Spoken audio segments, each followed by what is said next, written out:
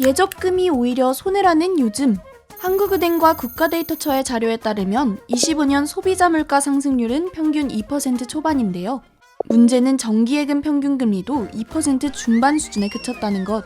여기서 세금을 제외한다면 실질 금리는 사실상 제로에 가까운 수치로 은행에 돈을 맡겨봤자 안전하게 보관된다는 장점을 제외한다면 사실상 돈을 장롱에 두는 것보다 나을 게 없는 상황인 거죠. 2023년에만 약 440만 개에 가까운 정기예금 계좌가 해지됐고 최근 2년 새엔 1000만 개 이상의 계좌가 해지됐어요. 은행에 돈을 맡기는 게 정답이었던 과거의 공식 대신 주식, 펀드, ETF, 가상자산 등 다양한 투자 방식으로 눈을 돌리고 있는 젊은이들.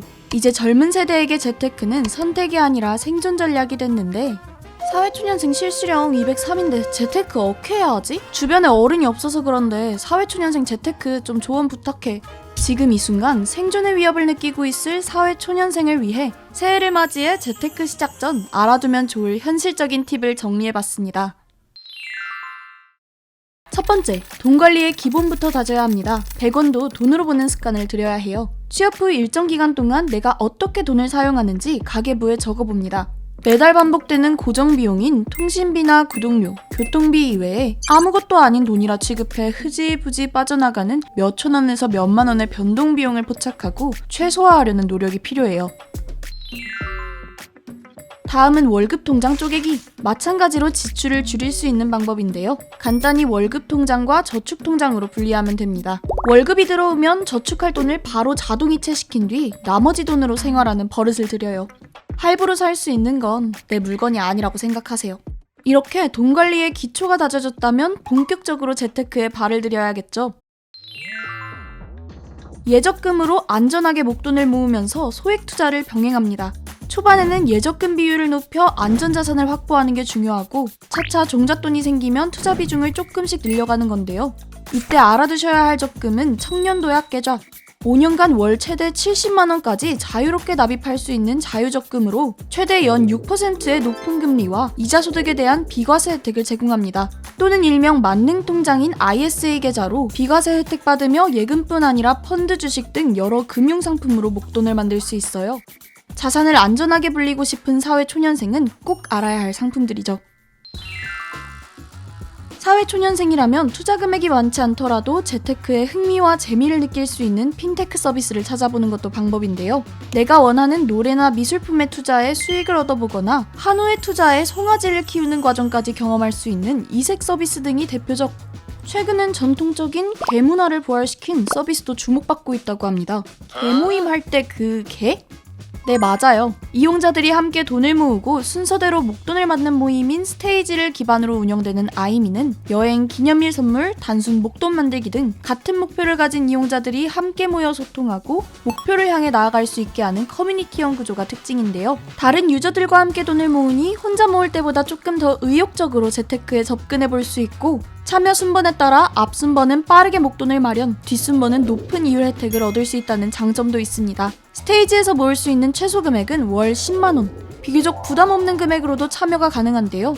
실제 유저들도 이사자금처럼 빠르게 필요한 자금 마련에는 앞 순번을, 높은 이율로 재테크를 원한다면 뒷 순번에 참여해 각자의 니즈를 충족하고 있었습니다. 그런데 이쯤 되니 드는 걱정. 개주 리스크는 없는 거야? 물론 불특정 개인이 아닌 플랫폼이 개주 역할을 한다는 점에서 개주가 돈을 들고 사라질 위험은 낮췄다고 볼 수 있습니다만 누군가 납입을 연체하는 상황이 걱정되는 건 여전한데요. 혹시 모를 불미스러운 상황을 막기 위해 서비스 내에도 안전장치가 마련돼 있습니다. 스테이지 멤버의 연체 발생 시 연체 금액의 98%를 즉시 돌려받을 수 있는 안심 서비스를 이용할 수 있는데요. 이런 노력에 힘입어 25년 기준 총 스테이지 누적 운영 금액은 약 2조 6천억 원, 총 52만 명의 재테크를 도왔죠. 물론 예적금에 비교한다면 운영 방식과 성격이 다른 만큼 꼼꼼하게 살펴보는 과정은 필요하다는 거 잊지 말기. 사회초년생은 매월 저축할 수 있는 절대 금액이 크지 않기 때문에 IRP, 연금저축 등 비과세 혜택을 누릴 수 있는 금융상품을 적극 활용하는 것도 중요합니다. 다만 주의해야 할 건 연금저축이나 개인형 IRP는 노후 대비의 방점이 찍혀있는 금융상품이라는 것. 중도해지 시 공제받은 금액 반환 등 무조건 손해를 보기 때문에 전세금 등 큰 목돈이 필요할 일이 있으면 너무 큰 금액은 넣지 않는 게 좋습니다.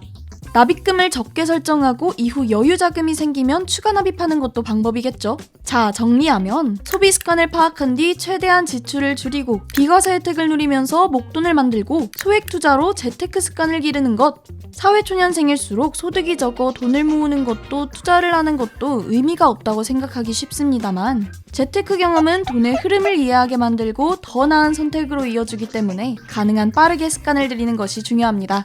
모든 장단점을 고려해 자신의 상황과 맞는 재테크 방법을 선택해야 한다는 거 잊지 말아야겠죠.